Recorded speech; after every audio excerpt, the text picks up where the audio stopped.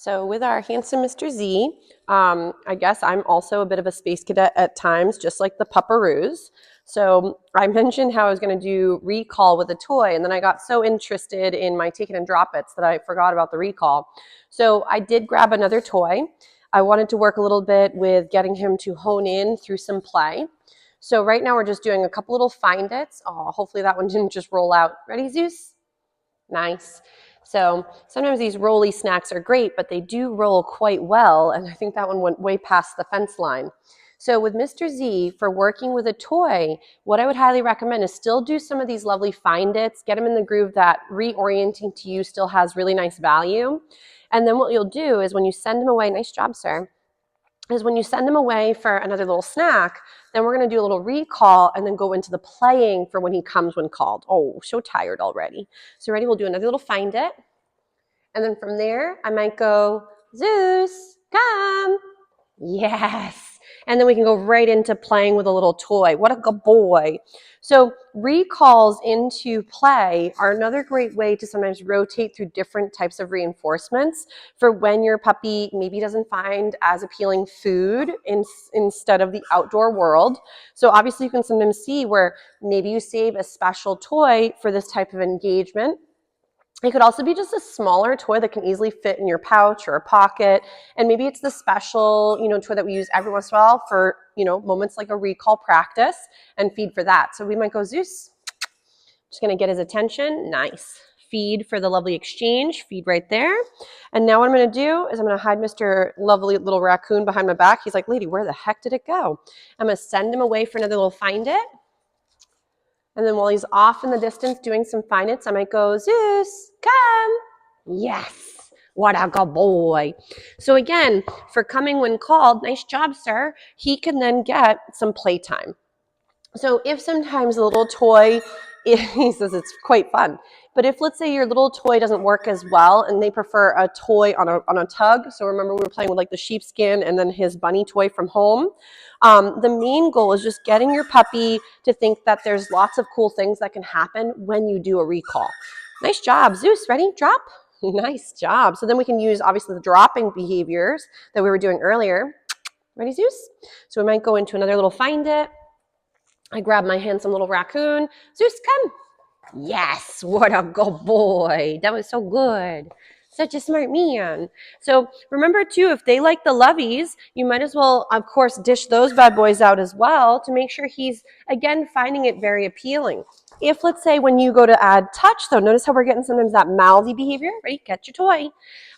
This could also be he is getting towards the end of his time out. So he's been out and doing things. He was playing earlier. So a lot of times when you start to add touch, this is what happens to a lot of folks. Come. Yes. It's nice. You almost caught him. Went right through the legs instead. Ready? Go get that bad boy. So if your puppies tend to come into your space and when you go to touch them, they start to think touch is the engagement with wrestles.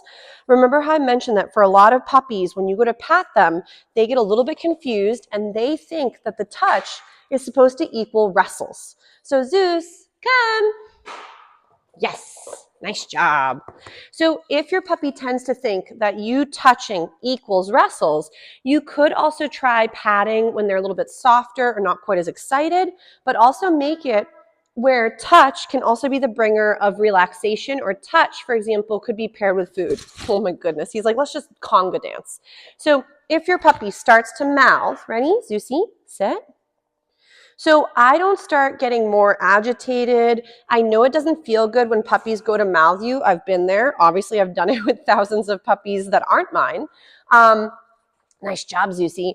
But when you go and you get overwhelmed yourselves and you start to get frustrated or agitated, and then at times sometimes louder, your babe may start to think that you're liking the experience because they might think that you're barking with excitement, or that you now, if you're using arms and touch, that you're also trying to wrestle back.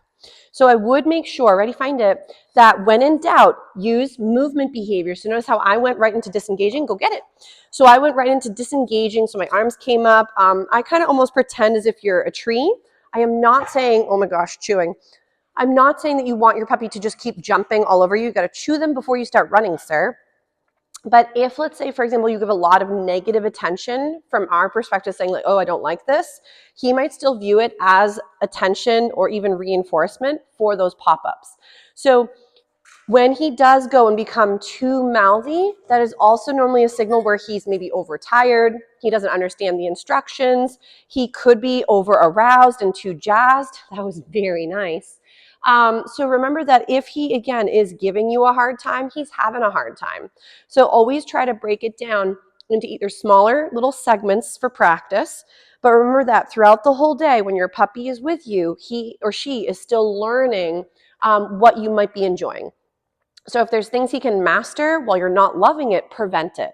So I know we've discussed that with our lovely Miss P as well. Management could come in the form of baby gates, corrals, using the crate here and there.